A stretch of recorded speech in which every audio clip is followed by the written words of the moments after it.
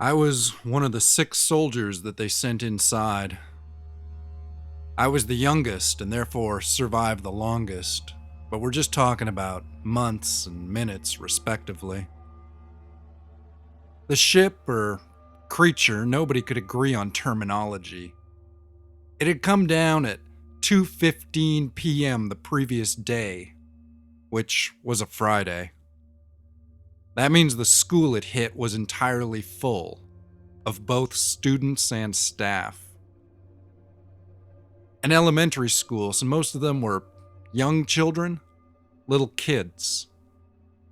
About 300 of them, by the records we can get a hold of, plus about 25 or so adults who made up the staff, as well as maintenance workers and a couple of visiting parents.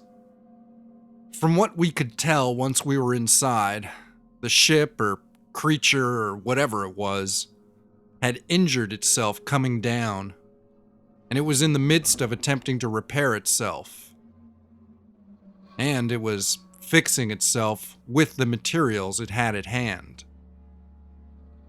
So what we were looking at, what we were walking through, was a fusion of several different types of material, both organic and inorganic.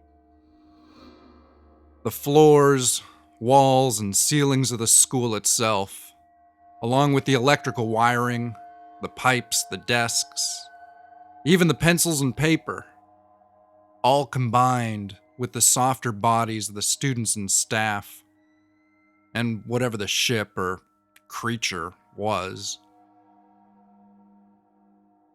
To say it was a nightmare would be a grotesque understatement. There were fiber optic cables coursing with blood. Some sort of a digestive engine cobbled together out of parts of a furnace and the finger bones of at least a dozen children. The whole place breathed and pulsed with life. Everything was sticky and warm. The body of the ship, or creature, was incomprehensible to us. There were walls of semi-opaque tissue that were glowing with ultraviolet radiation. Unidentifiable fluids dripping from what might have been metallic vents. In one room, an old man sat alone, his legs dissolved into the floor up to his knees. He was weeping, though his eyes were gone. Just shallow black pits where they should have been. "I am what they cast out," he cried to himself. "I am the parts they didn't need." He didn't seem to know we were there.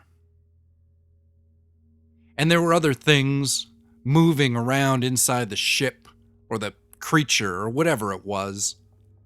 That's what took out my teammates. I never got a good look at what those things were. They sounded mechanical, but moist. We could see their shapes, their outlines, as they moved past the nearly translucent walls of taut skin and cartilage. They were humanoid, but not human. You didn't have to see them clearly to know that. My commanding officer went first. Initially, we assumed that was intentional on their part, taking out our leadership to get the rest of us running scared. And that sure is exactly what happened. A grim sort of panic set into the rest of us once we found her eviscerated corpse, slowly being sucked down by a hole in the floor lined with hundreds of human teeth. From there, it must have been child's play to just pick us off, one by one. When there were only 3 of us remaining, we realized that they were taking us by our ages, oldest to youngest. Then, after Lonnie got taken out, Taj and I broke for the exit. First we were just running, then we were full out sprinting, dropping our equipment, not looking back. I didn't look back. Not until I got outside again. So I don't know what happened to Taz. She was right next to me when we started to run, but she never made it out. I'm the only one who made it out. The ship or creature, whatever it was, took off 16 hours later, leaving a hole in the ground that went down almost 100 meters. There was a bit of blood at the bottom, but that was it. I heard there was something else, kinda shiny and soft, like ectoplasm or a semi-solid placenta. But whatever it was, reportedly the substance just soaked into the soil, and after that, no trace of the stuff could be found. The whole thing got written off as a terrorist attack, but of course you know about all that. I remember all those funerals they had for all those kids and the teachers.